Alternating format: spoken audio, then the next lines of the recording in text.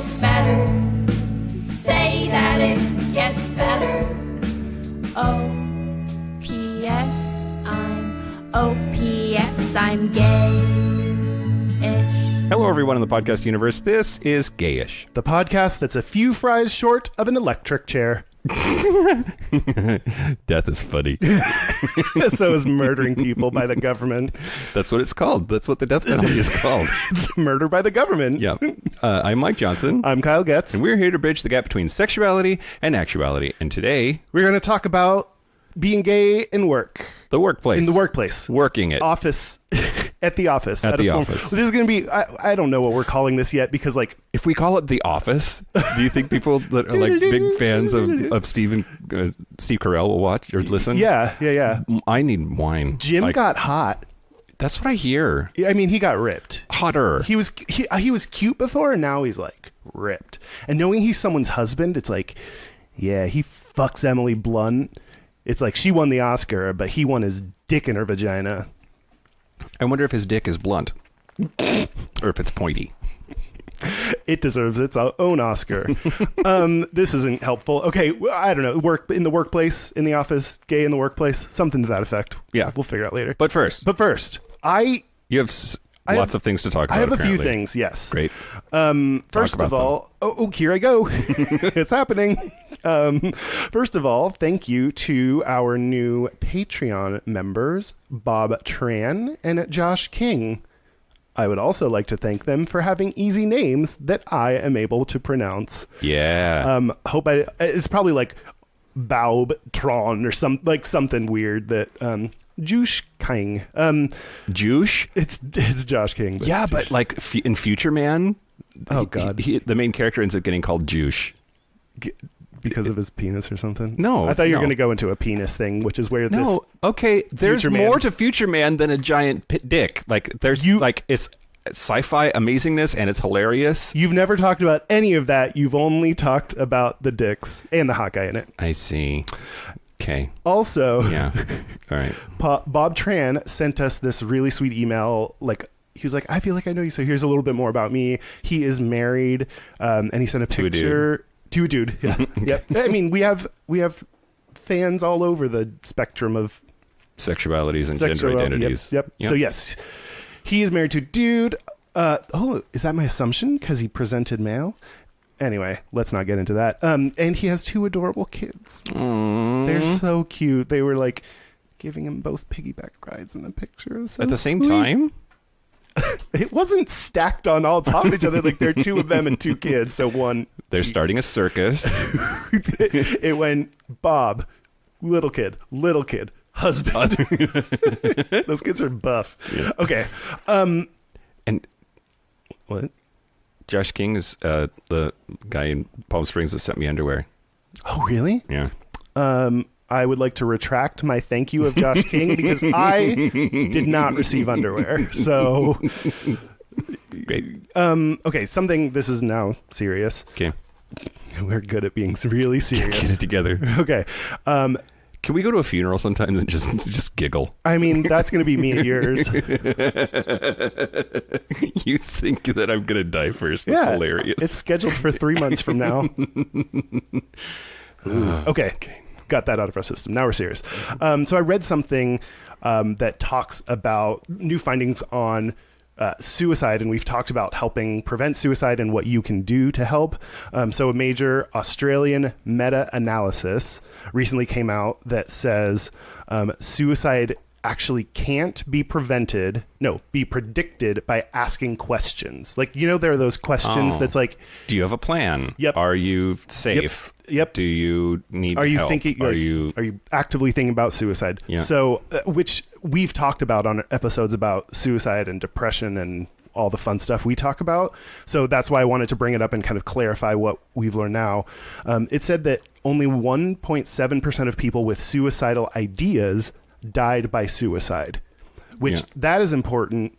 You taught me this on our episode about depression, and it was huge for me. There's a difference between suicidal ideation and active suicidal thoughts or whatever. Yeah. And that's a common thing. People have ideation. They think about it, Yeah. but more in the general, like, what if I wasn't here? Yeah. What if I killed myself? What, like, but it's not, okay, I'm going to go get this on this day and do this thing. And, it's not the specifics. So if you have suicidal ideation, I mean, there's probably something that, like me, like we need to get help for. Yeah, I mean, it's so, like, people who, I mean, it's really morbid to say, but if you had the idea to kill yourself and nothing inside of you that wanted to stop it, you would just do it. That's true. Like, you would just, so the fact that you are having these ideas and are fighting it means you don't really want to. Yeah.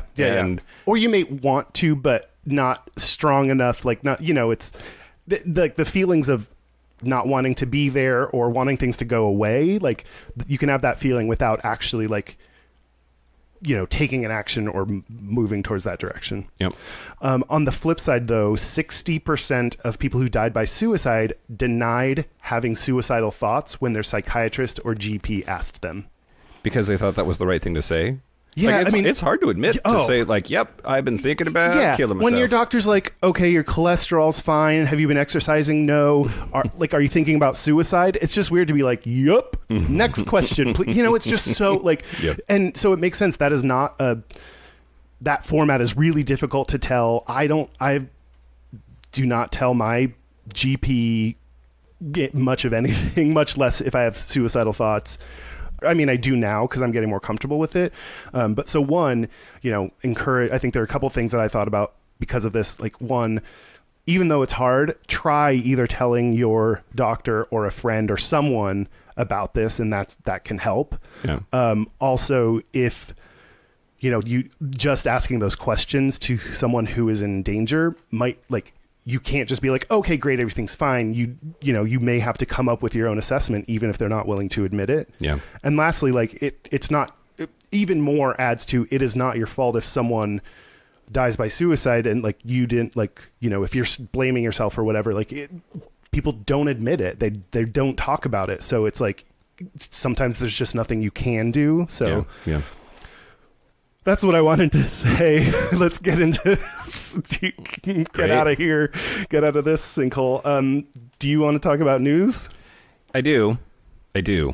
I might have... Well, okay, we'll just do it all. And if it turns into a shrinkage or something, then fine, because there's, like, a lot. Okay. There's a lot going on, Kyle Jets. Yeah? Yeah. Okay, so we should talk about this Jussie Smollett person. Okay. He's the actor on Empire. Oh, yeah. Both he and his character are out gay African-American men. Mm-hmm. And, yeah. He's African-American. His character's white, though. Yeah, right. Yeah, he was attacked in Chicago. And it's for sure a hate crime, or at least it sure seems like it, because it was two dudes that said something to the effect of, "This is MAGA country." Yeah. Because Donald Trump isn't a racist, but racists think he's racist. And red hats are just an expression of your political beliefs, not a, violent racist thing like the hoods. The Confederate flag is totally just historical. Yeah. That's my only interest in that whatsoever. Someone compared this to, like, what if Germans were like, Hitler, that's part of our heritage, yeah. Like, no, right. That's not, no one would think that's okay. Yeah, right. Or like fucking Roger Stone doing the Richard Nixon fingers in the air and he has, like, his face tattooed on his back. Like, that's not okay. It's not okay. Yeah. So it was, first of all, this attack, I am not blaming the victim by any means. Like, this a horrible thing that happened, and it was about 2:00 in the morning. He was walking in the 300 block of East North Lower Water Street, which, it's Chicago. You can put as many adjectives on a street as you want to. East North a street in Chicago. East North Lower Water Street is the name. Anyway, it was about 2:00 in the morning. Why is a celebrity walking around Chicago at 2:00 in the morning by themselves? I mean, I think they might just be regular people too sometimes. Like, my vision... That's silly talk. My vision, I think, when I was growing up is like, yeah, they're always surrounded by people. They always have they just have, like, an Uber for their life. They just rent it for life. Yeah. Those surge prices. That would be pretty awesome, actually. Yeah, it'd be like, I want this for life. And it'd be like, okay, that's $10,000. Do you approve? Yep. It's got to be more than $10,000. Anyway... Okay, so yeah. they walked toward him. They yelled out racial and homophobic slurs toward him. They began. The Chicago Police Department said, "quote The offenders began to batter the victim with their hands about the face." Is that the most subtle way to try to say they beat him up? Right, exactly. Directly in the face? Yeah. They poured an unknown chemical substance on him. Oh, fuck. Yep. I didn't know about that part. And at some point during the incident, one of the offenders wrapped a rope around his neck. Okay. I mean, if we didn't already have the name calling and the MAGA country, wrapping a rope around a black person's neck that should be default hate crime. Well, until I started reading up on this story for the podcast today, there's always that sort of plausible deniability that you're gay and black. That doesn't necessarily mean that it was a hate crime. Yeah. But this is a hate crime. Yeah, right? yeah. Well, that's what our buddies, our podcast buddies, he said posted about this, and all the articles said allegedly, and they were like, it's not alleged. And in my mind, I was like, I mean, newspapers just have to cover their ass, blah, blah, blah. But you're right, with all these details, you can safely remove the word allegedly and just say it was a hate crime. Yeah, for sure. Fuck you, microphone. This is a hate crime because my microphone. Because your mic is black and gay. It is very phallic. Look, I will put you up my ass again if you don't knock it off right now, Mike. Anyway, apparently celebrities are getting attacked for being themselves. Next, let's see. So, Iran, last week, publicly hanged a man on charges of homosexuality. Shut up. Yep. Now, here's the thing. Here's what I want to talk about. We've said a couple of times that, there are horrible people who are gay, and we shouldn't feel compelled to not air our dirty laundry about that. Right. But I'm not sure what the case is here. The unidentified man, who was 31, was executed after he was found guilty of raping 2 other men, as well as kidnapping charges. He was hanged in the southwestern city of Kazaroon on the 10th of January. The state-controlled ISNA, I don't know what that is, Islamic State something, has claimed that he kidnapped 2 15-year-old males and raped them. Oh, okay. But then they charged him not with pedophilia and not with rape, but with homosexuality. Oh, was he actually gay? Yeah, I guess. But or did they just say you are a male that raped a male, therefore that is gay, therefore... So under Sharia law, the active partner, the top, in a consensual... active and passive, by the way, I know that a lot of languages use that as the nomenclature. It's part of the contributes to the problem. It's one of those... you should bottom sometime. It is not a passive thing. No, that is actively trying not to scream. From pleasure or pain, take your pick. That's one of those things that language contributes to how we view top and bottom. I honestly think some people have said can the bottom be on top? And it's for us it's a weird dumb thing where yes, bottoms can be on the top and you're still, but also active and passive yeah. I mean, it's, I suppose it's easier to say than whose penis is going in whose butt. Yeah. Whatever. I'm the penis, I'm the butt. Oh, that's my new sitcom, Penis and the Butt. They live together and they love each other sometimes. ISNA, ISNA, is the Iranian Students News Agency. It's a news organization run by university students in Iran. Oh, thanks, Dan. Well, they're gay. Okay. Okay, so under Sharia law, the top, in a consensual gay sex crime, which the phrase consensual gay sex crime is problematic, but they're typically punished with 100 lashes. The bottom is put to death. Fuck. That's the Muslim way. That's the Muslim way. That feels like a horrible bumper sticker. It's the Sharia law. Anyway. Again, I really should say it's not the Muslim way. That is Sharia law, which is strongly tied to, which is a form of Muslim jurisprudence. Yeah. Wow, you're getting so much better at covering your ass. And trying not to generalize. I mean, it's close for business anyway. I might as well cover it up. So to keep going on that. Okay. However, if the top is convicted of rape, then he's the one that faces the death penalty, What happens to the bottoms then, that the people that got raped? If the top is convicted of rape, then the bottom is declared innocent and is let go. So the idea here, the conspiracy theory here, is that 15, which I don't know if that's age of consent or not. Can you find out the age of consent in Iran, Dan? Very specific. A 15-year-old, what if they had consensual sex with this 31-year-old and then their family said, no, you were raped, so that you don't get put to death because that's the penalty for being the bottom. Yeah. This is all your theory, like speculating and theorizing now. Right. Yeah. That's important to like distinguish from. Yeah. But then, So sexuality outside of marriage is illegal in Iran, but the legal age of marriage is 13 for girls and 15 for boys. Huh. But any sex outside of marriage is basically, doesn't matter how old you are, it's bad. That's something that seems to be the case based on quick Google searches. yeah, great, thank you. That's more searches than we've done for it. Anyway, Iranian human rights lawyer Mehri Jafari told Gaystar News, this is a Gaystar News story, quote, "We don't believe the trial to be fair." She said that the way Iran's judicial system works means human rights advocates and lawyers don't have access to information, and because of that, there's often nothing that can be done. The gay community needs to react and clarify this is not a gay case, she said. It's about the reputation of the gay community. Gay people are not kidnappers or child abusers. In Iran, it's so important to clarify this because there's so much prejudgment. The danger is very real. Since 1979, Iran has executed between 4,000 and 6,000 gays and lesbians. Shit. Which should be a case for if they need to, flee the country and get, what's that called? Asylum? Yeah.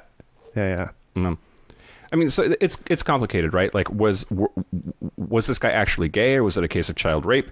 Was it consensual, or wasn't it? If it was consensual, is the rape thing just an attempt to protect the child from being put to death? Yeah. There's so much complicated going on here. Yeah, totally. And I don't know. That's really. And I mean, of course, horrible. Like, no matter how you slice it, it's horrible. If, again, we don't know, but if he is a rapist, like, yep, there are gay rapists out there, and that's part of it. And like you said, we need to acknowledge that. But I don't think the death penalty should apply for rape. Yeah, I'm slowly but surely coming to the understanding for myself, anyway, that the death penalty should never be applied for anything ever. I don't. I think it. Yeah, I agree. Or like in extreme cases, the worst of the worst. I think a lot of times, like what I am learning from My Favorite Murder, rape is a violent crime that, I mean, people. It's not. Oh, you just drugged someone and fucked him and you're fine. Like, it is a sign of a violent person that is going to escalate and kill someone, or escalate and, keep doing that or something. So we need to treat it more seriously. I also think those people just need to be in jail forever. Yeah, for sure. Like the death penalty. But I think, wow, we're talking about the death penalty now. Proponents of the death penalty are under the mistaken assumption that it is a deterrent. That, like, nope, I'm not going to rape that girl because then I might die. Yeah. Is like there's some sort of moral calculation that's happening on the part of the criminal, and that's just not true. Right. It's just not true. Yeah. States like Texas that kill fucking everybody for any reason. Yeehaw. The crime rates are not measurably better than states where the death penalty never happens. So. You're wrong, death penalty people, at least on that one front. Now, whether there should be ultimately a capital punishment for certain crimes, I think is a different, like, moralistic question. But if it's because you think that it's successful as a deterrent, it's not. Yeah, totally. This is a fun episode about the workplace. Great, yeah, great. Okay. And I'll end with two happy things. Happy, sort as happy as Gayish can get. Alexandria Ocasio-Cortez. Yeah. I heart her. Just amazing. She's fantastic. And she said something really interesting about privilege on the radio the other day. She was talking about the fact that she comes from a poor family, that she comes from just she's a minority. She's a woman. She's a woman of color. She grew up poor. That there's all this against her, and she was saying, but I'm still cisgender, and there's privilege that comes with that. Yes. So she said, quote, "I will never know the trauma of feeling like I'm not born in the right body. And that is a privilege that I have no matter how poor my family was when I was born." And if you haven't had a transition in your life where, you know, you were maybe born poor or born without certain privileges, and then especially as you transition into having certain privileges in your life, you actually see and feel and sense and taste and smell all of the differences. If you've never experienced different treatment in your life, you wouldn't know what different treatment feels like or looks like, and it's really, really hard. I'm a cisgendered woman, she stated. I will never know the trauma of feeling like I'm not born in the right body. That's a privilege that I have, no matter how poor my family was when I was born. But it's really hard for some people to admit that they, you know, it's part of this weird American dream mythology that we have that for in a lot of circumstances isn't as true or isn't as clearly communicated as we'd like for it or we wish it was. Which I got goosebumps while you're reading that. Like, just someone to acknowledge. Oh, it might have been this cold champagne that I put on my like, but I think it's like just. I mean, I am. Boop. Thanks. Oh shit! Sorry. Yeah, that gives me goosebumps watching that bubble come out of the top of that bottle. Overflowing. Yeah, like that gives me goosebumps. That like that's so important. So many people.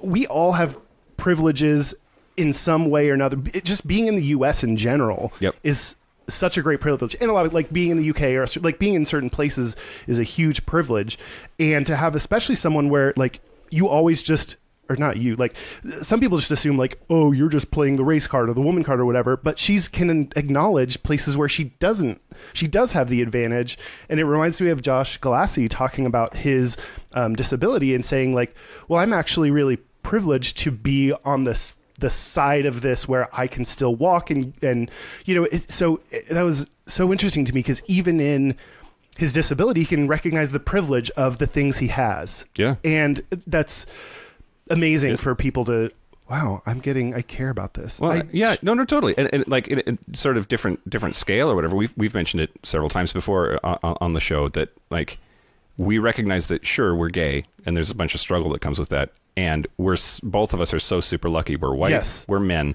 we're cisgender, we're Americans. We're in good, like, upper middle class or whatever we count as families. Like, there's, I always feel like being, like, all of those things plus being gay gives you just enough weapon to be, like, angry at people and, like, what's it called when you, like, feel sorry for yourself? You just be, like... indignant and, like, anyway... I get to be like, I'm a minority, but like really so much of what I have is lucky and especially in Seattle. And in Seattle, totally. Yeah, just even being able to move to a city where I'm accepted, like not everyone can even have the money or time or whatever to be able to do that. So yeah, mobility is a privilege. It really is. Yeah. And especially for gay people where you have to get, and probably like, you know, people of color who are in non-friendly places, like being able to get out of that and get to a place that supports you. So I immediately thought of you. Last story. You good? Yes. Good. Okay, last story. So this is so amazing. I fucking love this shit. Ooh, we should find this picture and post it too. So champagne melts in my mouth. Does it? It feels real good. Okay. It's already not a solid, so that's okay. Did you know that cardinals, the bird, okay, they are sexually dimorphic? And explain yourself. Male cardinals are red, female cardinals are yellow. So people freaked out when they saw a bird that was 50-50, half red, half yellow, right down the middle of its body because it is a hermaphrodite. That bird is a full-on intersex bird, and the colors show it. And the colors show it. Yeah. So, according to Daniel Hooper, a postdoctoral fellow at the Cornell Lab of Ornithology, said, "quote This remarkable bird is a genuine male-female chimera. It's a bilateral gynandromorph. In a nutshell, half of its body is male and the other half is female." But does it have a nutshell? No. Well, so there is some discussion about whether it is fertile or not. Quote, "Most gynandromorph individuals are infertile, but this one may actually be fertile, as the left side is female and only the left ovary in birds is functional." Oh. So because the female half is the left half, this bird might be capable of producing offspring. Interesting. That reminds me of I think I talked about a dog that was Oh, yeah. intersex, I think is the right word for it, but Yep. like it was on a certain side of intersex that it was affecting it, but could be adjusted to like adjusted. I don't know the right words to say for this, but I don't know. Anyway, Yep. that's really interesting. Yeah, that's so interesting. And it's so stark. Like I feel like you look at that bird and you're like, yeah, that's right down It's the middle. It's red on one side and yellow Yeah. on the other. Like, take that, Christian fucks. It doesn't occur naturally, except for this bird You know, exactly. and all the other animals where it occurs. Exactly right. Oh, I love this. Why am I feeling so emotional today? I'm like, I get so emotional, baby. Okay, right. one of Destiny's Child's last songs before they split up. It's just, ow. It sounded like that. It's just I hate this fucking mic so much. emotions taking me over. Caught up in something song. That was all the news. Whew. Okay. Thanks for putting up with all the news. Well, That was like 5 stories, I think. keep putting up with, because one last thing before we get Oh my into god, it's snowing. it's snowing slantways and pretty hard. Yeah, just like I like it. Slantways and pretty you're the one facing the window, so you're not going to pay attention to me, really. That's fine. I'll do this on my own. You should be used to this. by I now. know. I was thinking, like, AKA nothing has changed. Okay, I promise, last thing. I feel like if you don't like the early talk about this and want to get to the topic, skip. We should have told people at the beginning, just get to minute 12 or 15. That's a good rule in general on our episodes. Or 36. 37, wherever we are. Okay. A correction of you. Yeah, bring it. Do you know what it is? Combinatorics versus polynomial. No, not polynomial. Permutation. Permutation? Yes. Yeah. You Combinations and permutations are different things. It depends on whether you're going to, whether the order matters or not. For Right. permutations, order matters. For combinations, they don't.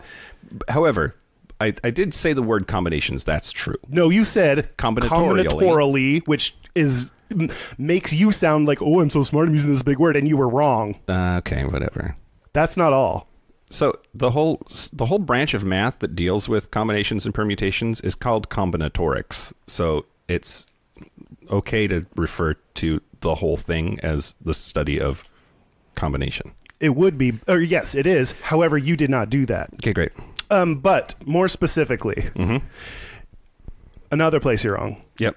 Well, kind of. Okay, so I looked up the formula for this. 'Cause N I was like, factorial over R factorial times N minus R yes. factorial. Yeah. Yeah. I will, just to help people who may not be as savvy as Mike and I, who are so smart mathematically and combinatorially, the number of dick and ass permutations, using the word permutations because it does matter, the order matters, top, bottom, top, the number of permutations of X people Yep. in a sex group when you take them R at a time, so in this case 2 people at a time. Yep. You assume, this is making a big assumption about no double dicking, one to one. So the number of permutations of X people 2 at a time is determined by the formula X factorial times Okay.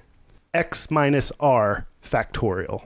So what you said, 3 factorial as the way to calculate and end up being 6, that just happened to work, because if you plug 3 into this, 3 factorial times 3 minus 2, so 3 minus 2 is 1, so we just happened to get there. Yep. But, and I literally, I'm so ridiculous. I was sitting there and I was like, is that right? And then I was like, 4 people, each with a dick and ass, and I counted it, and I was like, no, just, 4 factorial doesn't work. And I was like, why is that? And I was trying to figure it out, and then I looked up. Because it's 12, right? It is, well, let's do the math. 4 factorial is 24. 4 times 4 minus 2 factorial, which is 2. That's 48. No, wait. 4 factorial is 4, 3, 12, 24 times... Is it 48? It's no. Times 2. 12 times 2. 24.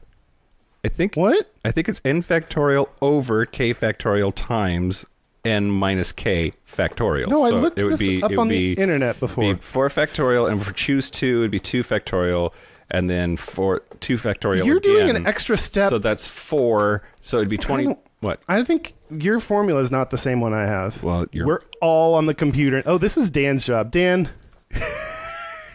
were you not looking this up? I figured. You guys have lost me.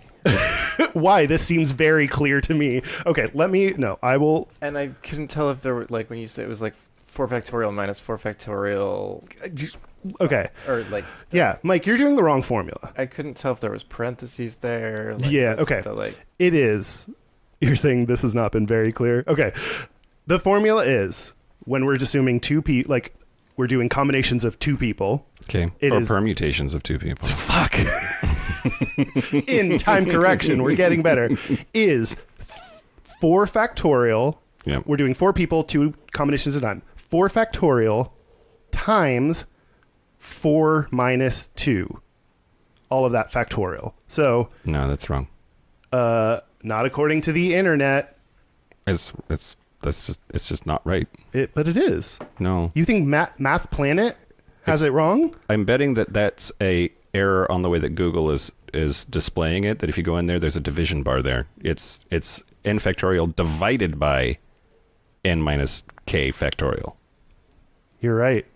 I'm very annoyed, but you're right. I need to be honest and direct about you are right, because you earned that. Thank you. I'm still very annoyed with you, and you won't change that. And okay, skip everything we just said, and now listen here. Okay, great. Yep. N factorial, Yes. or I've been using X, and I just changed it. Okay, X is the number of people, and we're going with two people at a time. Yeah. So that would be X factorial Yes. divided by, Yes.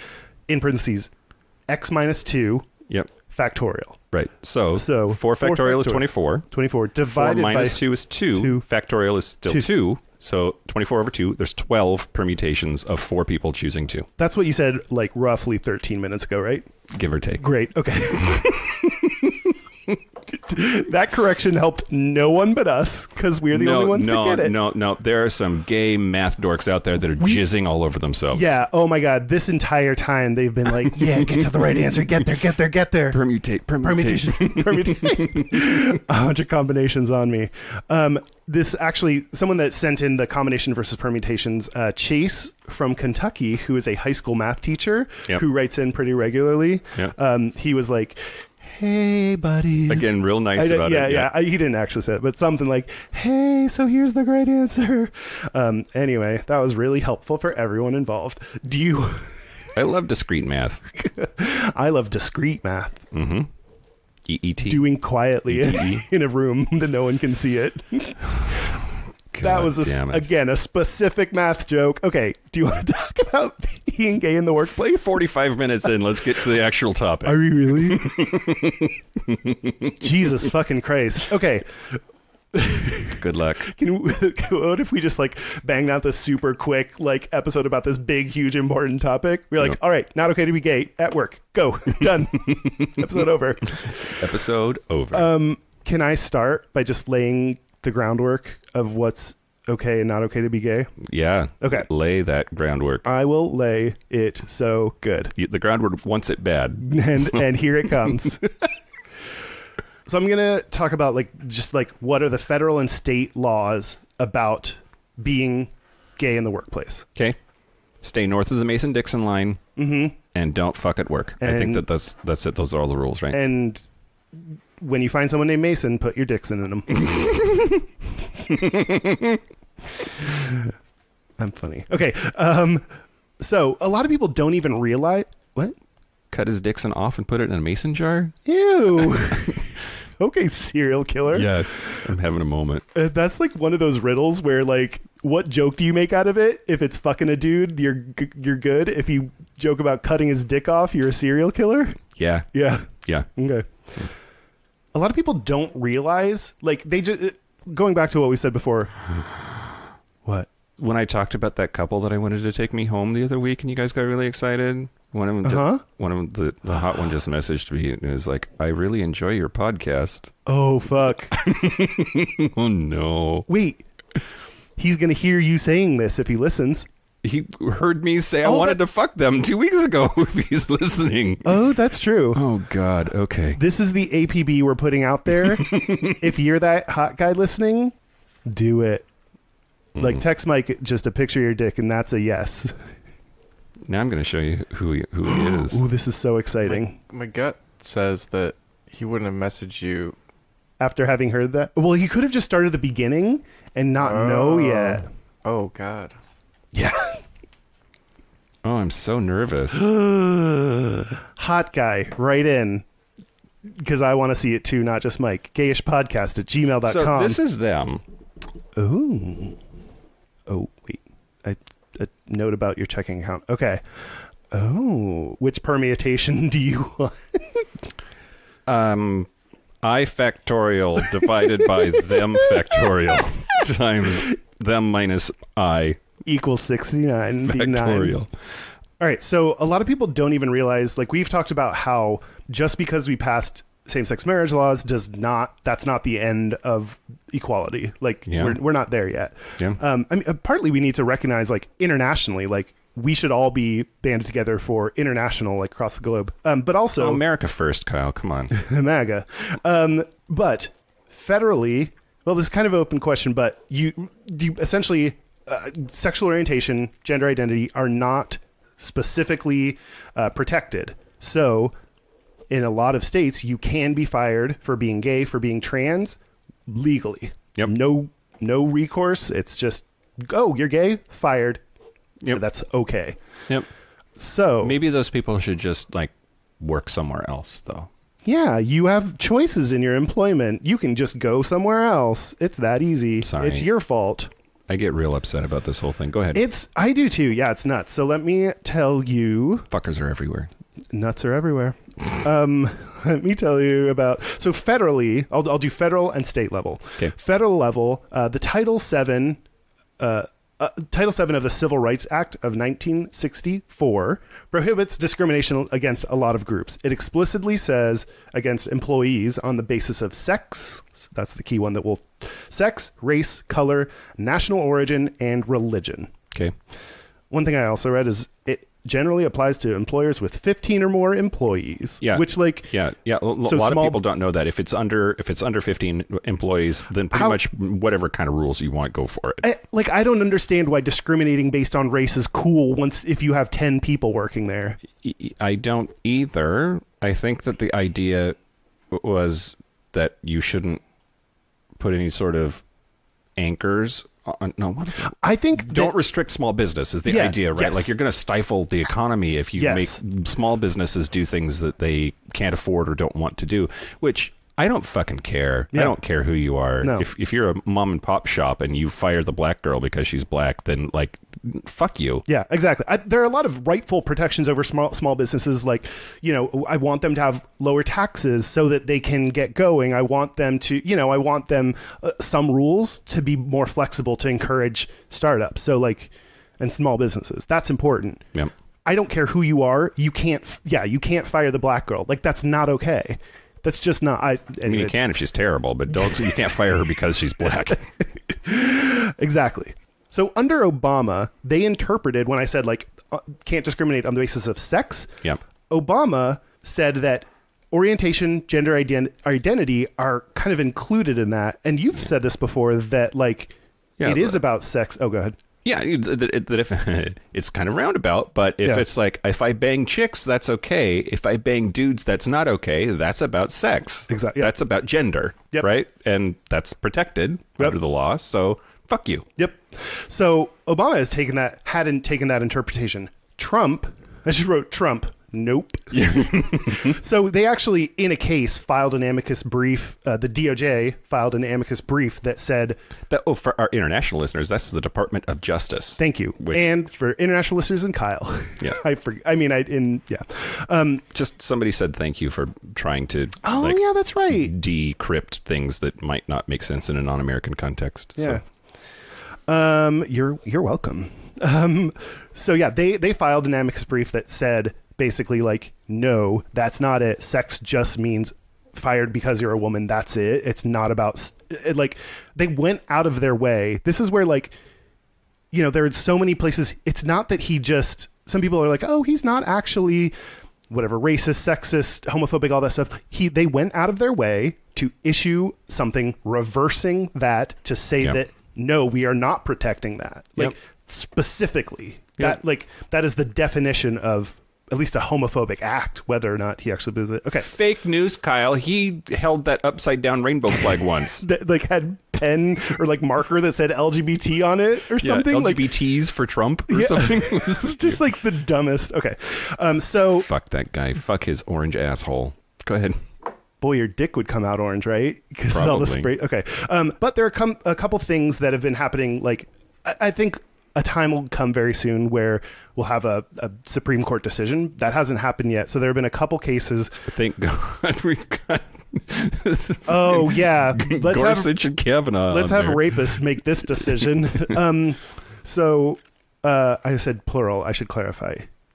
I only know of Kavanaugh, who's a rapist. Right. Well, allegedly. Clarence Thomas was sexual harassment against. Ruth Bader Ginsburg? No. Clarence Thomas had similar problems at his confirmation hearing because he had been sexually harassing Anita Hill. Oh. And just, like, they're all fuckers, Kyle. Every single one of them. Not every single one of them. The ones that have penises, which is more than half. Yeah. Okay. Okay, we should get through one segment, I think. It's my goal. I did take my pills today. You saw me do it. Only just before we started, which is not, like, you need to plan it out, kind of chart it out a little bit before. Are we going to make it before the Super Bowl? Anyway, okay. We're recording on Super Bowl Day. You can't say Super Bowl, Kyle. Yeah, we can. We just did. Come at me, NFL. Great. Dick's out. Come at me. Come in me. Okay. Big Dick Nick. BDN. He's not in it. You have nothing to do today. Come sit at teach home us and a lesson. Jerk off in my mouth. Okay. Two cases that I want to talk about very quickly because this is going so long. There was in December 2017. So note, this is after Trump is in office. So, like, that sucks. December 2017. So 8 years ago. It feels like that. Yes. In Georgia, a security guard was harassed because she's a lesbian, forced to quit. Lambda Legal was, so basically some of the courts were like, nah, that's fine. Don't worry about it. Lambda Legal appealed to the Supreme Court. The Supreme Court decided not to hear it.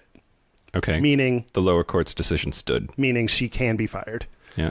Which is bad. So I liked in the Lambda Legal article, they said this was not a no, but a not yet. So they didn't decide yet to hear this case. They're waiting for similar cases to reach the top of the circuits so that there's a conflict of some kind that they can then step in and make a ruling about. Well, funny you say that, because on February 2018, Donald Zarda, who's a former skydiving instructor...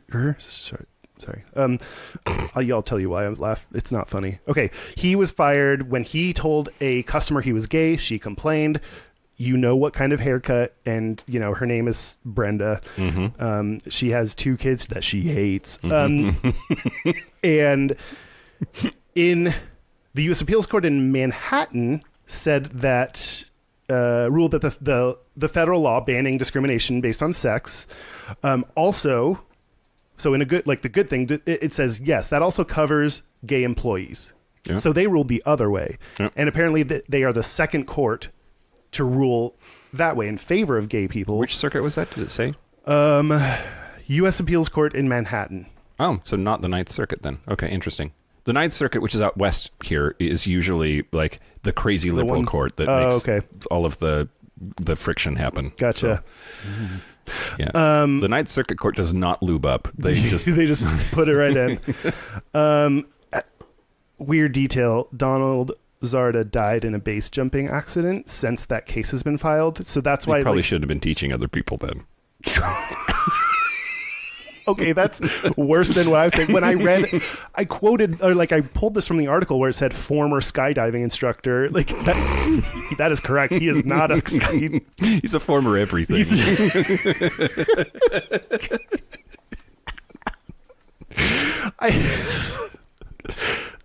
Do you know why I love you and I love this podcast? Why? Because you are every bit as terrible of a person as I am. It's their fault. Now you want wine, Dad? You need it? Do you want champagne? You can go. It helps you slow down. Tell me if this melts in your mouth, because I think it does. It's already liquid. I don't care what you say. It evaporates in your mouth? Fuck you, Mike. You know what I mean. The next thing I'm going to do is talk about state level. Okay. There's 50 states. Keep it to under 30 seconds apiece. Oh, yeah. We're not going to go one by one, but I will tell you about great. them. So at the state level, so federally, we're kind of we're not officially protected, but might be. Washington State, here where we are, Seattle is, fucking locked it down. Yep. We're protected as fuck. We've got permanent Trojans in our pockets. Because Washington State says it's cool to fuck at work. Yep. Nope, that's not what it says. Okay. 26 states say you can discriminate, or in 26 states you can discriminate based on orientation or identity. I bet I could name them.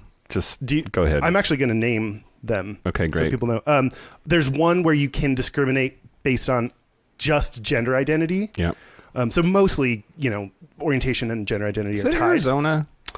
That's a good question, Mike. Let me tell you, presently.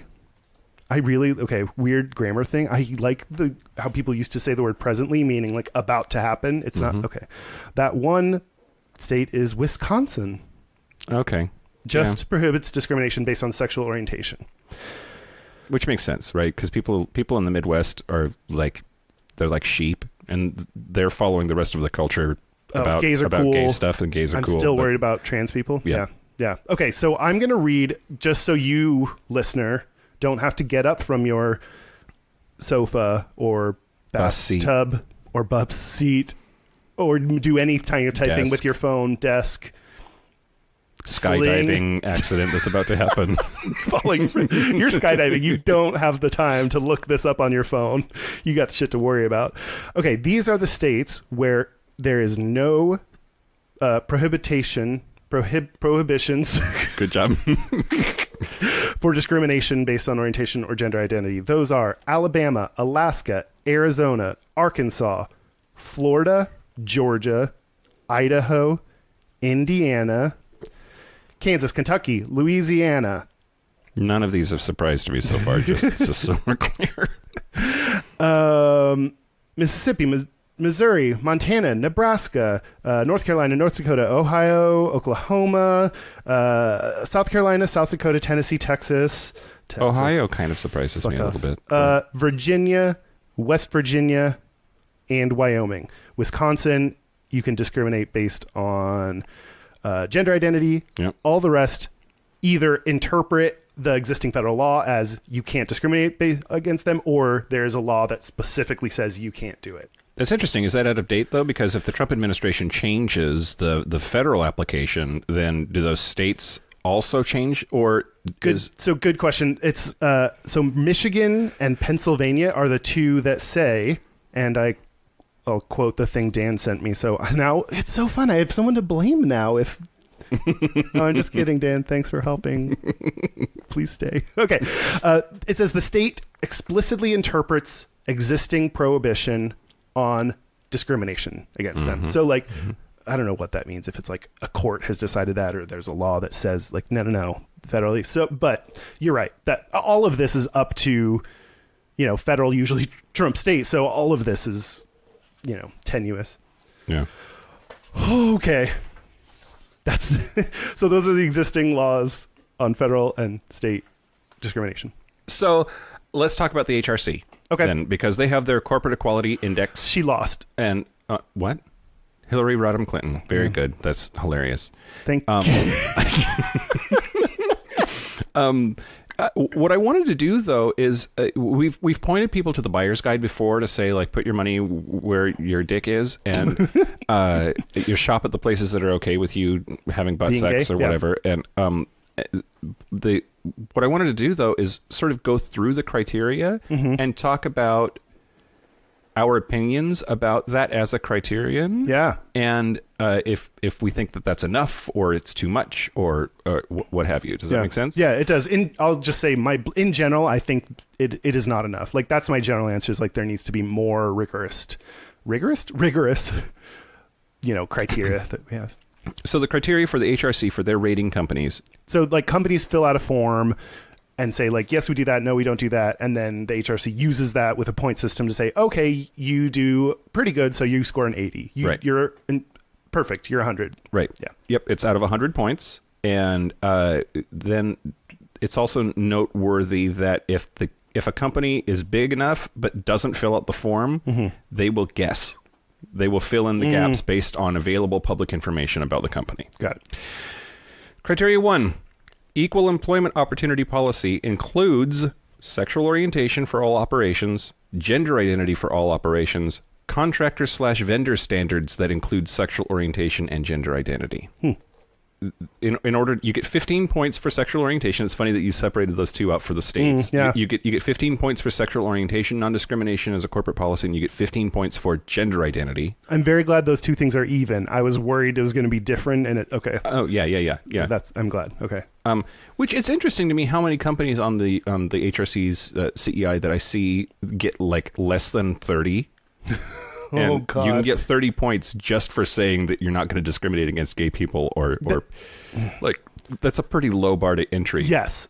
Totally. Yeah, the basic thing we should assume is we will not get discriminated against. Yep.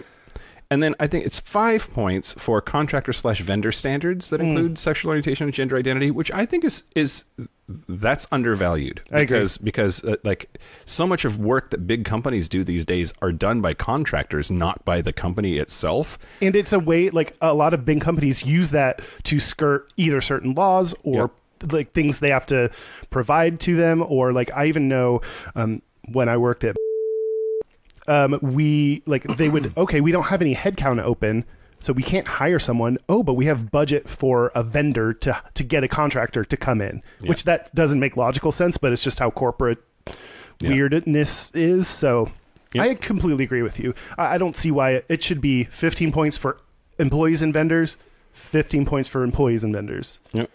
Yep. I agree. Cool. Criteria 2, employment benefits. Ooh, this will be interesting. You get 10 points for having spouse and partner benefits be equal. So if it's a boy or a girl, it doesn't matter. Your spouse benefits are the same. Correct. So you have to have equivalent medical benefits for the employee and their spouse or partner. And includes parity between employer-sponsored benefits for opposite-sex spouses, same-sex partners, and same-sex spouses. So that's really interesting since Obergefell, because you can still not be married and apply for benefits, and the company is expected to give them to you if you are the same gender or same sex. But if you're domestic partnered, though. Right, but usually all that counts is that you sign an affidavit saying that you are domestic partners. Yeah. My reading of this would suggest that the HRC doesn't care about straight people who are domestic partners. If the company doesn't cover them, the HRC won't ding them for that. Yeah. And I think that is true that, many companies offered like a parity in benefits because, right, like you said, before Sommergeld, we could only get domestic partnered. And so they offered the same benefits for gay domestic partners as straight married couples. Yep. But I don't think that's like changed technically in the rules. I think, and one of my coworkers, I remember complaining about that. He's like, well, what if I'm domestic partnered? Yep. Wait, before I say mine, what's your opinion on that? Do you think straight or gay, it should be domestic partners are covered? I think that it should be the same. I'm more interested in it being the same treatment regardless of sexual orientation. I don't know which way it should be. Oh, I disagree. I think that there are lots of straight people out there who are everything but married in terms of the way that they run their life. They have kids. They are in the same household, and they take care of each other. They should likely be covered or just as covered as gay people in the same stripe, especially now that marriage is legal everywhere. And we can no longer say that gay people deserve different treatment because they're unable to get married. Yeah, where I disagree is that it is so new, and I think we're still in a time where it's new enough that, there are situations where you may just continue to be domestic partnered. Like, let's say you're both 60, and you may just be like, fuck you, we've been left out of this institution. I don't want to get married. We're going to stay, let's just be domestic partners. I think we're not to the point where it's just like, oh, it's been totally okay for everyone to get married enough that it should be treated equally. I think we will get there, and I don't know when that is, 20, 30, but there's some amount of time has to, I think, have to pass before it's like, okay, you've had an equal shot at marriage, so do it or don't do it. Yeah. Like, Interesting. thank you. Next, other soft benefits. This is still employment benefits. The criteria is Gays hate soft benefits. 2B. Yeah, soft benefits. Employer-sponsored benefits for opposite-sex spouses and same-sex partners or spouses need to be the same, and that's for things like bereavement leave, employer-provided supplemental life insurance, relocation or travel assistance, adoption assistance, qualified joint survivor annuity for partners, qualified pre-retirement survivor annuities, cash balances, rollovers and hardship options, retiree healthcare benefits, and employee discount programs. Did you include paternity or maternity leave? I did not hear that. It said adoption. We did say adoption. Which is one way gay and lesbian people can acquire, inherit a baby, receive a baby. I don't know. But, a lesbian may, for example, carry her baby. Yeah. I'm trying to think of. So she would get the normal rules. I don't know. I think. Yeah, it's interesting. Parental leave, like paternity or maternity leave. It should be the same. What's interesting is it's not the same now. Yeah, like for straight women. I think women mostly get a lot more leave. Which than I don't. I mean, and in general, our country doesn't value that time, even with women. Because you hear these things about like compared to all these other countries, we have a really short maternity leave time. Yeah. I think that should be longer. I think the spouse, whoever, since this is where I think it should be equal, whoever your spouse is, whoever's helping you take care of that child, both parents should have equal, like. Well, maybe the woman should get a little bit more time because she has to grow a new vagina. Boy, that takes some time and effort. Mm-hmm. You really gotta push. Yeah. Yep. Vagina. That's what that song's about. Yeah, okay. Dirty pop. It's dirty because you just shat and pissed on your baby as it was coming out. Yep. You got to get over that. Okay. Oh, God. Okay. And then part C here of criteria 2 is trans-inclusive health insurance coverage. Ooh, this is an interesting one. 10 points for... Oh, the soft benefits was 10 points. Equivalent spousal and partner benefits was 10 points, and now 10 points for do your health insurance benefits cover trans people. Equal health coverage for trans individuals without exclusions from medically necessary care, because a lot of places will cover trans people as long as it's medically necessary. And how do you define right. medically necessary? Right, and transitioning, having gender confirmation surgery may not be considered medically necessary depending on the jurisdiction and right. all of that. Well, I even think that, I think they should support things like gender confirmation surgery, but I want a broader list of things to be included in that, like things that may seem, surface or like getting a nose job or I don't know, like things that seem just like Cosmetic, yes. Cosmetic surgeries for cis people, you and me, no, like we're not going to cover your nose job or your lip implants. But for trans people, it's different. Like those kind of surgeries or cosmetic things are part of, reducing their dysphoria, helping with the gender confirmation, like all that stuff. So I think they should have way more leeway on what is included as medically necessary. It's interesting. Without wanting to discount the experience of a trans person at all, I don't know what that's like. What? I'm worried about whenever. Yeah. That's one of those things that after you say that, you're like, well, okay, what comes next? Yeah.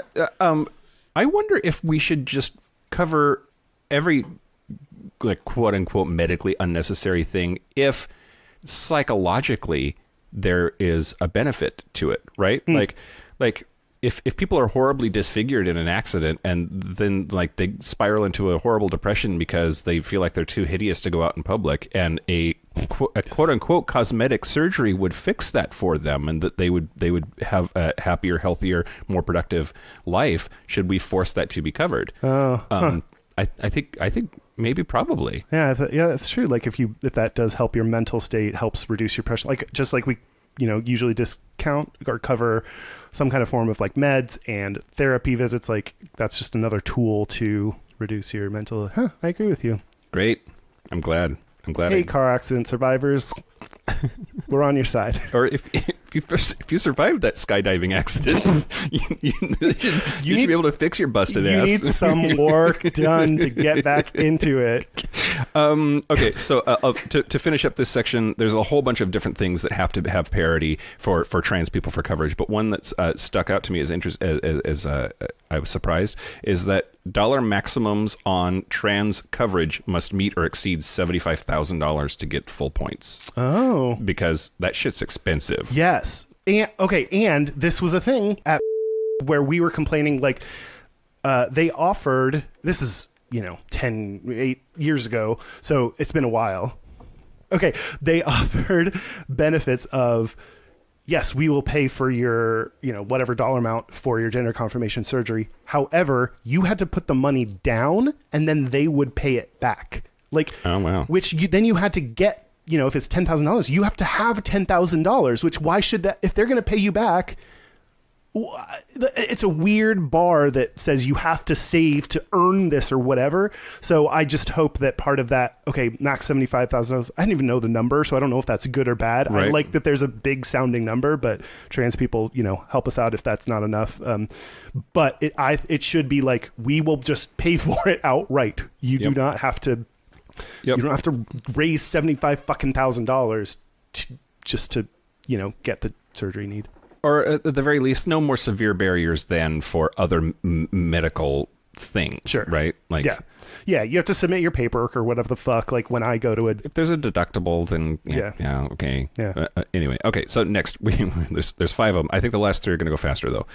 Criterion 3 is organizational competency. So you get 10 points for having an employee group or diversity council that's sponsored by the company. That's great. Yeah. And you get 10 points for having competency training, resources, accountability measures. The business must demonstrate a firm-wide, sustained, and accountable commitment to diversity and cultural competency, including at least 3 of this list of elements. And it's stuff like LGBTQ diversity metrics and gender transition guidelines with HR and restroom facility policies, dress code, documentation, blah, blah, blah. Anonymous employee engagement to allow employees the option to identify as LGBTQ. Anyway, there's a whole list of stuff, but all of it is just around this like general idea of how aware of gay issues is the company and how supportive are they of their gay employees, LGBT employees. Which that's a hard thing to measure, so I like that they have that, okay, here are the specific tangible things you can do to demonstrate. Yep. Cool. And so then criterion 4 is public commitment. Ooh. So you get 5 points for having corporate giving guidelines that prohibit philanthropic giving to non-religious organizations that have a written policy of discrimination on the basis of sexual orientation and or gender identity, and or have a policy explicitly permitting its own chapters, affiliates, etc. to discriminate. So it's interesting to me because the way that policy is written, a company that will let you give matching donations to your church, that's okay, even if the church hates gay people. It's non-religious organizations that discriminate against gay people that you have to prohibit. So maybe there's an opportunity for that to get stronger over time, because I don't think that should be matching donations to the Catholic Church. Or that, like, Chris Pratt's church that hates gay people. Right. But the HRC, at least right now, just says if it's religious, then it's fine. Yeah, I agree. But I mean, I don't see that changing. We, especially in the U.S., have like this soft spot where we let religion do crazier things than would be normally allowed because it's religion and you can't even talk about it or do, like, it's so crazy. And I agree with you. And I think 5 points is not enough for that. Yeah. But great, it's there. And 10 points for LGBTQ specific efforts that include at least 3 of the following things: recruiting, supplier diversity, marketing or advertising, philanthropy, public support for LGBTQ equality under the law, nice, and internal guidelines that prohibit philanthropic giving to non-religious organizations with an explicit policy of discrimination against LGBTQ people, which is just like, you already get that one if you get the other 5 points. But that's really interesting. Like your suppliers, do you ensure that they are on board with LGBTQ people? You mean they'll like send you rainbow pencils? I guess. Okay, Yeah. yeah. Or like recruiting. Is there? That's a good one. Like a concerted effort to find LGBT people. But companies' public commitment to LGBTQ rights and diversity counts. I think that for that section, that 15 points total for criteria 4, I think the 15 points is way too low. I think the companies have a huge responsibility to drive public opinion and policy, and that they should be weighting that higher. I completely agree, and I feel like we've said that about a lot of things, but I completely agree. Like, they can do all those things, and if no one knows, then it limits its impact on the greater society. So yeah, it's like, I know this is too extreme, but like, it should be even like half of it is doing all the good stuff, half of it is just telling people and making it really public that you do the good stuff, or something more to that effect. Yep. And then last but not least, everything so far has already added up to 100 points. Criteria 5 is up to negative 25 points for a large-scale official or public anti-LGBTQ blemish on their recent records. Oh. Which is really, really interesting to me. I think that's pretty vague, the way that they've outlined it. It doesn't say like what constitutes a large-scale official misstep. What constitutes a public misstep? Yeah. What is a misstep? Is it promoting the wrong person, or is it like giving money to Prop 8? Like what Yeah. how it's very poorly defined, and it's up to 25 points, which is kind of a lot. I wonder if they do that to give themselves leeway for companies they just know are shitty, and they can be like, no, like everyone knows it. Yeah, it's possible. Yeah. It's possible. I also think, one of the things, and we can wrap this section up, but one of the things that I've heard as a criticism of the HRC Corporate Equality Index is that it's too stringent, that they're just crazy time. They want so much from companies. Actually reading through the list and analyzing it, I don't think that's the case. Like, it kind of makes me want to stop shopping at places that get an 80 or an 85, which I used to feel okay about. But like, you could do some pretty fucking awful things and still get an 80 or an 85. Yeah, I agree. Like, the most we're asking is to be treated as equal and to have that documented in your policies and tell people. Like, yeah, I agree. And there are some industries where you see every single one is 100.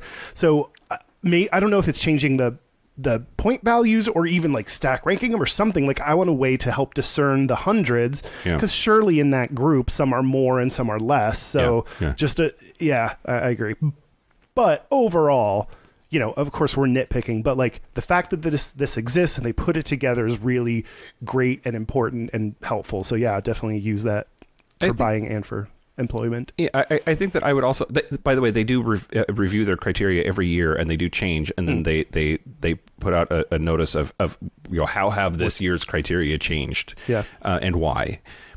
I wonder if some non-LGBT factor should come into play, like, if a company gets 100 because they're doing all of these things right, but they're using child labor in Bangladesh, I don't want to spend my money with them just because they're 100% on gay stuff. Like, I want them to have a certain amount of corporate responsibility overall, not just about gay stuff. I hear you. That's a different list. Like, that needs to be a different way to check that, or like, this is about gay people and trans people and, just queer people, and I like that it's just that. Fine, Kyle, you've convinced me. Yeah. I mean, I know what you mean. Like, I'm the same way of like, I want to know overall what their score is. I just want somebody to hand me a piece of paper that says, yes, you can shop here. No, you can't shop there. I want someone to you're saying it's not that easy. Fine. I want someone to do an audit of my credit card and be like, stop doing that. That should be a thing where you can just like load in your credit card and be like, stop going here, keep going there. And then you can steal their credit card. Easy. Okay. Great. So that's the HRC, and that's corporate policy stuff and workplace stuff. I like that. That's a really like tangible, useful guide to help people understand what it is and to use for employment. Which, if that's your expectation of this podcast in general, you are listening to the wrong podcast. Is the exception, not the rule. Speaking of statistics. Great, yeah. I do have some numbers. I know this. I think these are exciting and not too like numbery. This is not the math section again. Okay. I read this thing about Sarah Alsisted, is a researcher who looked up LGBT and jobs, like how they're like what the numbers are, what is the statistics for like so UK, Finland, Norway, Canada, US, and Australia. So most of those places are pretty okay. Yeah. So Except for you, Australia. We still got our eye on you. yeah. We're Barely not a country. Did I say that? I said that. Oh, you did? Okay. Down under my butt. You're a fancy island. Let's not. We love you, Australia. No. Your accents and snakes, I love them. Yep. Tendency to get naked for no reason. That's an Australian thing. Mm-hmm. Okay, so this is more like her general findings across a lot of research. So, Mike, don't fucking ask me. Oh, that you didn't laugh, so that just felt mean. It's like when I play with my dog and I kind of like push him or hit him, and then he just like is sad, and I'm like, oh, he hangs his head, and I'm just like, oh, I was playing, but now I feel bad. I don't feel bad about you. Okay, this is written I wrote down the words Williams Institute on Sexual Orientation and Law and Public Policy. I don't know what that means. It's part of, I don't know. That's my reference for you. It's came from there or is part of that or did that. I don't know. That's the reference. Okay, moving on. She's... Don't look at me with your squinty eyes. No, just the only thing I have is questions, and you've forbidden that. Go ahead. Yes, they have been forbidden. So she says anywhere from 15 to 43% of LGBT people experience discrimination or harassment for sexual orientation. I believe that statistic, and it's very sad. And that's a huge range. It's a huge range, and it does not match my experience whatsoever. But we live in a crazy liberal bubble. Because you have not had... I've neither had nor have I seen. Gotcha. Anyway, go ahead. We'll talk about that in a little bit. Yeah, even if it's let's assume the lowest, because it's a wide range, 15%, that's unacceptable. Millions and millions of people. Yeah. For trans people, 90%. Yep. So, like, that, I mean, again, like, this is one of the reasons that I am so passionate about this. Like, if you are trans, you can just... It sucks. It's hard. Like, I feel bad, like even saying this. Like, you basically will be discriminated against or harassed at the workplace. You can, unfortunately, expect that to happen. That's unacceptable. That's so horrible. But that's where we are as a society. Yeah. In our acceptance. So I hate that. But let's see, just a couple like more general things she's taken away. A majority of people say that their identity or orientation influenced their career choice. So people... How many? What percent? There's a majority of people. This is just 50%. Kind of like her giving a general... See, you're going to hate this. It's just like, in general, I found that this thing. Okay. So like the fact that it limits jobs you can even get into, straight people don't have to think about that. They don't have to worry about what job can I get that is okay. And an example is jobs working with kids. Yeah. Gay people tend to avoid those because of the pedophile stereotype. Yep. And some people avoid jobs that they view as being intolerant of gay people, like... Well, what? It's a terrible joke. Never mind. No, I'll Gayish. say it. That's fine. It's a terrible joke. I was going to say, have they considered working with ugly kids? I would never have sexually assaulted them. They're like a 4 out of 10. That's apparently a fine excuse nowadays, so we're going to roll with it too. Donnie. So like jobs like in the security industry, jobs related to religion, those are ones that people view as not good for being gay. Although talking to Joseph Peters Matthews, apparently like all the priests are gay. Yeah, but like, so you're right. And somehow still it's a bad environment for them. So it's weird. This is one, not her research, but she quoted it. Institute of Engineering and Technology in 2014 said that 34% of gay British engineers, boy, if you're a gay British engineer, like you're a lot of things all in, like that's a big, like a package that's like unique. Smart, awkward, good accent, terrible teeth, like, Dick that gets to business. but uncut. And really precise about finding your prostate. You know, those engineers, they're like, if I come in at this angle and he does that. I've adapted this harness to optimize the prostate angle. When I'm not hitting your prostate, I talk to a duck and see if I can troubleshoot by myself. That's a really specific I know, reference, and I love it. Thing I thought you might. Okay. Back to the actual thing. So about a third of them. Gayish, back to the actual thing. A third of them chose not to be open about their orientation. So, like, that's, I mean, it makes sense, but just think about, like, a third of people don't feel, you're in UK, so pretty cool. Like, a third of people in engineering don't want to come out. Like, that's too many. She also talked about how when making the decision of whether you should come out or not, like that, the weight of that decision is an emotional weight that straight people don't have to deal with. It's an added burden that we have to work through. So, again, like the gay people, lesbian, trans people they know that because if you've worked, you know this. That's more trying to inform straight people of what you don't realize. Like at work, we have this added pressure that you don't. Not trying to like say anything bad, but just you need to know those coworkers are feeling that extra pressure, and especially if you haven't gone into the workforce yet. She did say like, you absolutely, LGBT people can thrive in their workplace. So that's like, this sounds really bad. It can happen. It can be great. We've had good experiences in general. So just know going into it, though, you will have to think about this and wrestle with it. And, hopefully it helps thinking about it, talking about it ahead of time to kind of help minimize that. Yeah. And that's the end. Great. I looked back at my thing and realized I had said all of it. Great. Yeah. So something that you said makes me think. You said a third of engineers are uncomfortable coming out. Yeah. British. Okay. Well, I'm going to talk about an American engineer. Me. And so I came out.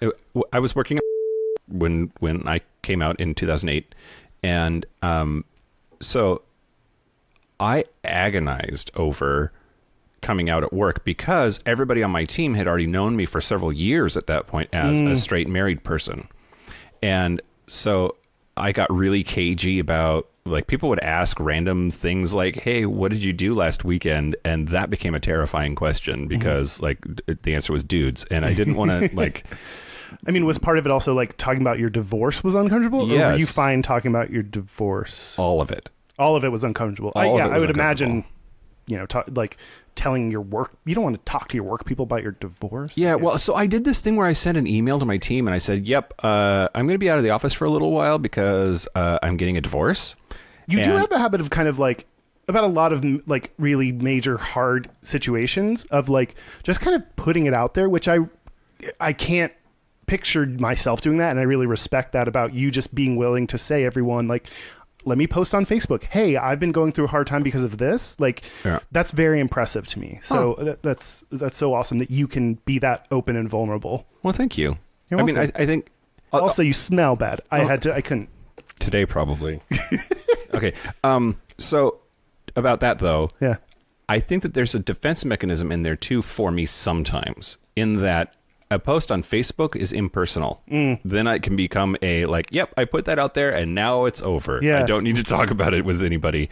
And this email was actually very similar. I sent this email, I'm getting a divorce. Life is really hard. I don't want to talk about it. It was the thing that I said in the email. So that's like, now everybody knows and they can't talk to me about it. But I think that's great. Like, even that, like, I mean, even coming out, sometimes like someone is like, oh, can I tell that person? I'm like, yes, please tell that person so I don't have to deal with that. And if that's what you need to be out and be happy about it, like, it sounds like you were able to then move on mentally from this anguish. Yeah. So, yeah, if it's impersonal, fuck it. If it helps you. Yeah, that's true. No, that's true. You're right. And I didn't come out. I just said I was getting a divorce. Yeah. Okay, so it was really difficult. Like, when I joined Gleam, which is how we met, I didn't tell my team. I didn't tell my coworkers. I think that there was, I could be wrong. I forget if this was at or somewhere else, there was a public and a private version of the like which organization do you belong to? Like if you're part of Gleam, you could be part of Secret Gleam, or you could be part of like the public out and proud Gleam. Yeah. And I locked that shit down so that nobody could accidentally find me on the Gleam list or whatever. That's actually partly why we have that. The Facebook group is private, so if you want to join and be in the discussion without the Gayish Facebook group, yeah. As much as can be controlled on Facebook, we protect people's identities if we can. Yeah. So there was this woman on my team, and she might actually listen to the podcast. I've seen her around. She had let me know in several different ways that she was an ally of gay people. And I don't think in a targeted way. She wasn't like, yeah, I bet that boy's gay, I'm going to let him know. But it was just a, like, and this is the kind of ally that you should be. You should be talking about your allyship to straight people or people that you think are straight, because, like, it's no good if you just tell gay people that you're on their side. You need to tell all the non-gay people that you're on gay people's side. Yeah. Anyway, so she was actually the first person that I came out to at work. And it was perfect. She was the perfect person to choose because she was so on board and so supportive, and like was really helpful about like who on the team might be more or less comfortable with that, and if I needed her help in any way, that she was there for me. And but one thing, I forgot about this. One thing that really made it clear that she was a person that I could come out to was there was a team building exercise, and it was one of those things where like you say, I've never, and then if you had, you walk across the rope, and it's supposed to like you're supposed to learn stuff about each other, and she had this look on her face, and I wasn't sure quite how to interpret it, but she looked directly at this dude that's on my team as she said, "I've never given birth." And then she and this dude walked across the rope. He was trans. I had no idea. He was out and vocal. I just never really been paying attention to it before. And she knew that he was like a big advocate for trans rights. And so it wasn't like a calling him out kind of moment. It was like a they were in on the joke together, that they were going to, in case anybody didn't know, force them to sort of confront their thoughts and feelings about the fact that this dude had children. Oh, interesting. What I was going to ask, what other ways did she show her allyship that were helpful? She talked about how proud she was of her son because he had. Well, it's so hard when you're talking about like pronouns in the past, like the language is it's difficult. Yeah. Her child let her know that they didn't want to be male anymore, that they weren't choosing female pronouns, but that they wanted gender neutral pronouns, and so she very casually and in a very supportive way like told everybody that my kid is awesome and here's why. There was this thing with the trans dude and the giving birth, and that like it just let me know that like if anybody else that was around, not only was she totally on board, but she was super comfortable and she wanted to move the dial. Anyway, where am I going with this? You told her first. Yeah, told her first. Okay, so then that got a little bit more comfortable. Then I told a couple of other people on my team that I trusted, and that went really well. But I also did it with that like tentative sort of, I am telling you this, but I'm not ready for it to go past this. Like, just keep it under your hat, but this is what's happening for me. Then my boss at the time was a youth pastor at a church. Ooh. And I was just nervous as fuck. Yeah. Just so terrified. So at our one-on-one, when I finally decided I'm going to come out to my boss, and I said, look, it was a big old word vomit thing. I was like, I'm gay, and I was really nervous to tell you because I know that you belong to this church, and I just, that makes me nervous. This is all very new for me, and I'm sorry that it took me so long to say something. I just like had this old spew, and then I stopped, and he had this like, that was a lot of information look on his face. And he said, you do know you work at Microsoft, right? Like it's cool. It's fine. Of all places, it's fine. there's so many gay people that work here that are in engineering that not my first rodeo, right? And it was really great because I realized that he was right, that we're very lucky to live in this world out here on the West Coast that really is so awesome for gay people in so many ways. Yeah. And there are all of these companies that are really great for gay people in so many ways. Big companies, tech companies, ones that want to be seen as progressive. But I was also really glad to not hear him say that he was okay with me being gay. Like, he left it ambiguous whether he belonged to a queer affirming faith. I knew nothing about his church, but like he didn't tell me how he felt about gay people, and it didn't matter. Yeah. Interesting. Yeah, that wasn't the point. Yeah. Huh. I'm just talking. I don't know what else to say. No, okay, so I'll tell you my... Yeah, when did you come out at work? So I didn't even think about the experience of, people think you're straight this whole time, and now you have to change from my straight being married. Now I'm gay and fucking dudes. Yep. Mine was different in that I had come out, and I just had to figure out when and how and if, and that thing of like coming out at work.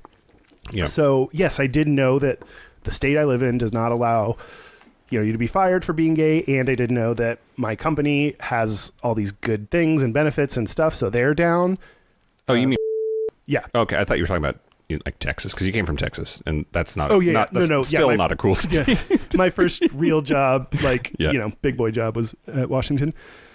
So yeah, like I absolutely wrestled with that, and I feel like I always do these roundabout ways of telling people. I was like talking to my boss, which is like, that's an interesting first person to tell. I was talking to my boss, and I was like, I am going to volunteer for the gay and lesbian employee group.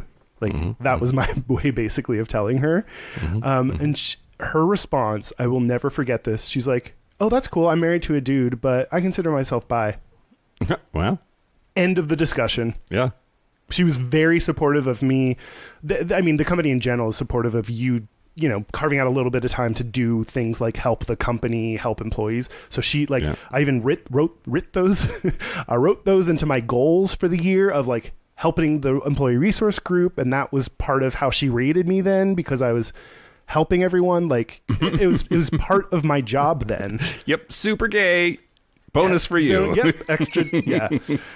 So that was really easy. I think I told some people, but mostly put a little rainbow flag on my desk. And that was just like BT dubs, rainbow, which actually, if you're an ally too, putting a rainbow flag there could be like a way to show you're supportive. And maybe people think you're gay, but does that matter? Or you can even say yeah, I really support gay people, or, whatever. Yeah. Ways, like you were saying, to show your allyship. So after that, I was pretty comfortable with it. And I did get, we were going somewhere on a trip, and a couple guys that were in the car were straight, and they knew I was gay, and they were cool with it, but they were like, wow, what was it like coming out? Were your parents okay with it? Asking these questions. That's really great. Well, but at the same time, it's that's a super personal question that if it went it was hard, and if it not everyone wants to answer that question. Don't ask, I think at work, unless you're close friends with them, don't ask those personal questions. Don't ask if they've transitioned or what their genitals look like or if their parents are cool with it, or I think that generally I would say avoid those conversations unless you really know your relationship is one that you can do that. And I decided at the time, though, yes, this is hard to talk about, it's weird to talk about to my coworkers, but my preference would be more people know what it's like being gay in my experiences, so I chose to share. It was really hard. My parents, we almost didn't get through that, but now we're good. I did choose to share that. Yeah. Yeah. And I will say I put it on my resume. I put something related to Kyle gets gay. No, I put something related to gay work that I do, either volunteering or now I can put, a gay podcast.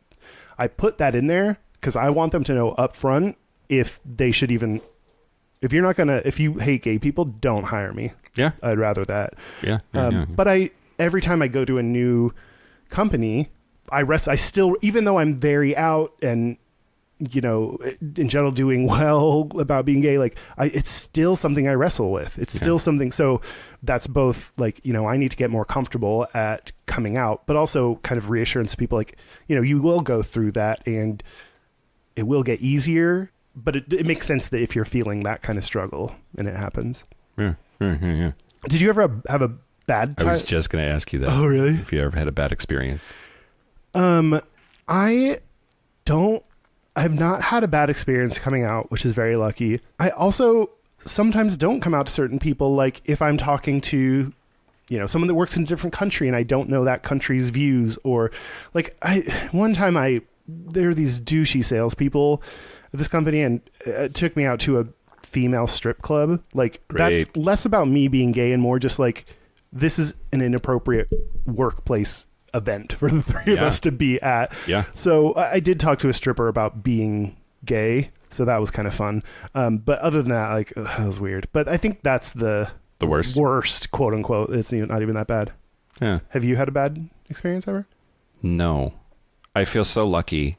Like, so many people have such horrible things, like they get kicked out of their house or disowned by their family or fired or like nothing ever bad has come of me telling somebody that I'm gay.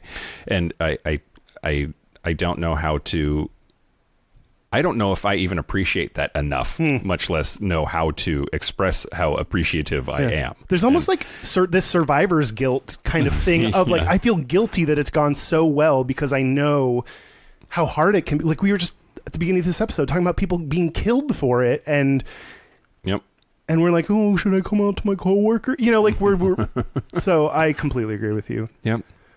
If we're like thinking about advice for people, I would say like, first, check on the laws of your state and even if the law says you can be fired, you still might make the decision to come out because you'd rather be out and fired than working at a terrible place. Well, know your company's policies also, because even if you work in an awful place like Texas, the company, a company that has a policy of non-discrimination for gay people isn't going to fire you. Yeah, exactly. And if they do, there can be repercussions for that, right? That would be a public blemish, probably. Yeah. But I would also say, like, this is my general advice at work, and hey, this is my perspective, but did you know everything I say is my perspective? Who knew? I assume you just speak for all bottoms everywhere. The voice of queen of the bottoms. I think it's easy to think people, your coworkers are your friends, your boss is your friend, but you have to remember this is a place of work. Like this is you are working for them so they can get a thing out of you. They don't give a shit about you. And I'd say that gay thing aside, like they don't care. Your boss may like you. The company does not care about you. They want you to return more money than they are paying you for goods and services. That's their goal. Yeah. So I think it's also important to remember that part of it, because it's easy to just, kind of feel like, oh, we're all friends here and everyone loves each other. And it's, you can totally say anything and be fine. And it's, it isn't that. Like I usually actually withhold a little bit. Again, not about being gay, but just like, I don't want people listening to this podcast if I work with them. Like that's not information they need to know about me, or they don't need to know I'm depressed. And they don't need to know some of this information. Yep. I just started a new job in December, and in my bio when I sent it out, I said that I do this podcast. Oh, really? I didn't say the name of it. I said it's unfortunately very not safe for work. Yes, I would say that, but yeah. Do you agree or disagree? Yeah. So yeah, just like watch. Basically, like watch out when you're telling your boss they're not your friend. Yeah, they're not your friend, or they might be. But the company's definitely not. Yeah, and they probably are, like, even if they're your friend, they're still working for the company where the company doesn't care about you. So, yeah. Yep. Any other advice? Just fucking be you. If you have a chance to support a trans person at work in a way that's being an ally, like not walking up to them and being like, hey, it's all good. Yeah? But if you have a way, like, given how much they experience harassment at the workplace, anything you, especially as gay people or allies to queer people, like that is support you. That's something you can do to hopefully make a difference for a challenging situation that we can never understand. So, Yep, absolutely. I have no more advice though. Me neither. Be cool, everyone. That's my advice in general. Like at the end of it, just like everyone, just be chill. It's just so stupid. Everyone just calm down and be cool with each other. When you yell "calm down" at people, does that help? Calm down. Yeah, I'm sure. relaxed now. So should we take a break? Yeah, let's take a break. Let's take a break in the break room. And get some water cooler coffee. Yeah, break. This is the part where Mike and Kyle take a break. Hey everyone, it's Dick, And Max, the hosts of Off the Cuffs, a kink and BDSM podcast. a podcast for those in the lifestyle and those who are curious about it. Each week we sit down with a different guest to discuss their radioactive spider bite into kink, And it gives everybody a chance to express themselves in matters of sexuality. and a platform in which to express it. It's conversational, it's educational, and it's a lot of fun. More and more people have been reaching out to us telling us what they've learned about themselves just from us sharing our stories with each other every week. So find Off the Cuffs on iTunes or your favorite podcast streaming service. And follow us on Twitter and Instagram at OCP Kink. So are we back? Yeah, we're back. We're back. We're gonna do. Hey. Oh, Take your leftovers out of the fridge before the last Friday of the month because the cleaning folks are going to take all of the shit out of the refrigerator. And this Alice Cooper does not work here. Wash your own dishes. right, Alice Cooper. Isn't that the Alice B. Cooper?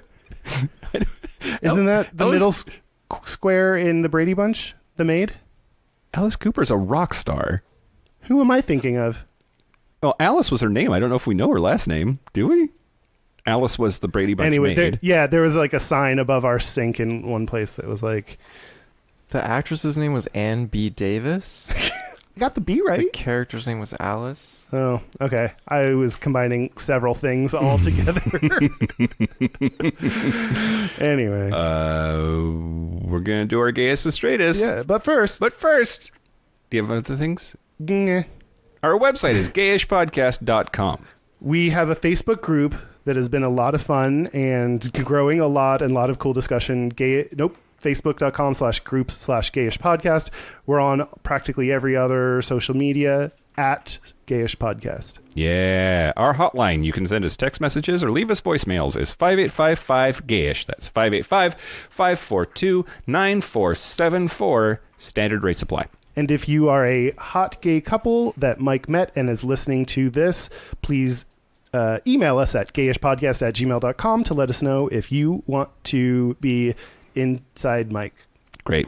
Gayest and straightest. Yeah, let's do our gayest and straightest. I will go first this time. Do it. My straightest thing is unclogging the sink and bathroom drains. Wow. Because I feel like when you get in there and it's all dirty and gross, like, you know, the stereotype would be gay people hate like weird, gross things like that. Like, I do hate cockroaches, so I fit it.